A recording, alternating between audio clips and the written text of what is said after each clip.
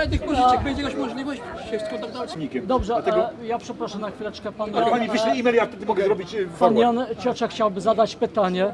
I Yes, my name is John Trop, and I'm a member of the Polish and Slavic Center.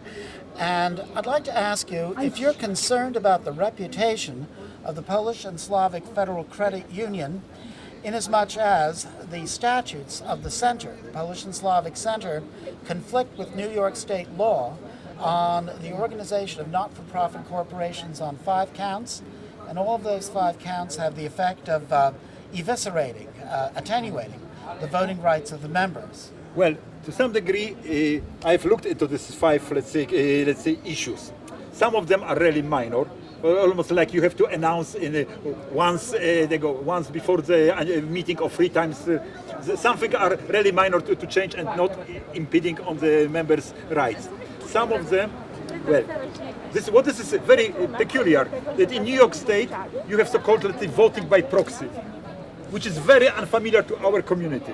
What does it mean? That we in Poland, we didn't have the voting by proxy. So what does it mean? That I didn't have to come here today. I could, let's say, give you my proxy vote and please vote for me. This is according to New York State law. So you can be present at the meeting without being physically present. You can be present through the proxy. So therefore, let's say, right now the center is sending out proxies, or let's say, we call it ballot, but in Polish it makes up to, let's say, all 40,000 members. They sign whom they should vote for. In credit union, when you vote, it is actually ballot. You vote in mail. Over here in center, you just give indication asking one member to vote for you according to your wishes. It's just That's the problem. it's very difficult way of voting by proxies. So when the center in 1999 they've changed the voting from proxy voting to a voting by mail ballot, they thought that this was simpler, like in credit union.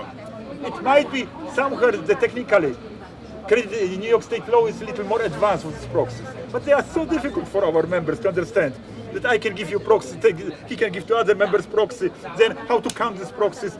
There is a lot of, let's say, bureaucracy involved. Let's say, you can revoke the proxies, you can give limited proxy, you can give full proxies. It's a very difficult subject, and we are completely, we don't even know what is this. Our community have never been exposed to the proxy voting. This is why they've changed to the voting by mail. I think it was simplification.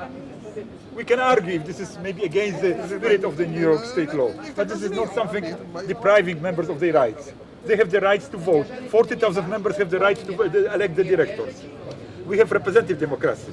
So it means members at the meetings, they don't, let's say, have too many rights to make decisions.